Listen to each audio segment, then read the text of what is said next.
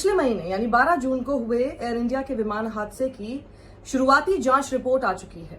और इसमें प्रमुख रूप से इस हादसे के क्या कारण रहे, इस क्रैश के क्या कारण रहे, वो बताया गया है। जो रिपोर्ट मैं आपको बताने जा रही हूं वो भारत के विमान दुर्घटना जांच ब्यूरो यानी AIB ने जारी किया है और इस रिपोर्ट में ये पाया गया है,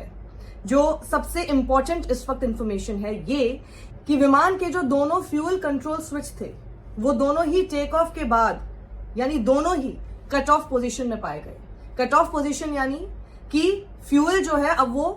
विमान को नहीं मिल रहा है और जो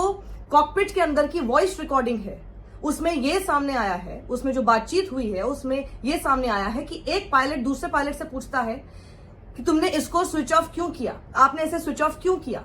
और कॉकपिट के अंदर की जो रिकॉर्डिंग है वो सामने आने के बाद ये समझ में आता है कि एक पायलट ने दूसरे पायलट से पूछा कि इसको कट ऑफ क्यों किया, तो दूसरे का जवाब आता है कि मैंने इसे कट ऑफ नहीं किया। अभी तक ये साफ नहीं है कि किस पायलट ने किस पायलट से ये सवाल पूछा और जो जवाब देने वाले पायलट कौन थे। ये भी बात सामने आ चुकी है कि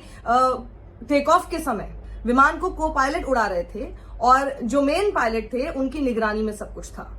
एयर इंडिया ने कहा है कि वो जांच एजेंसियों का सहयोग कर रही है और आपको याद ही होगा कि जब ये विमान हादसा हुआ तो उस वक्त विमान में और साथ ही ग्राउंड में कुल मिलाकर 260 लोगों की मौत हुई थी। सिर्फ एक यात्री जो कि ब्रिटिश नागरिक था, विश्वास कुमार रमेश, वो सुरक्षित बच पाया था। ये जो रिपोर्ट सामने आई है ये 15 पन्नों की रिपोर्ट है जिसमें बताया गया है कि आखिर क्या कारण रहे थे इस क्रैश के पीछे। विमान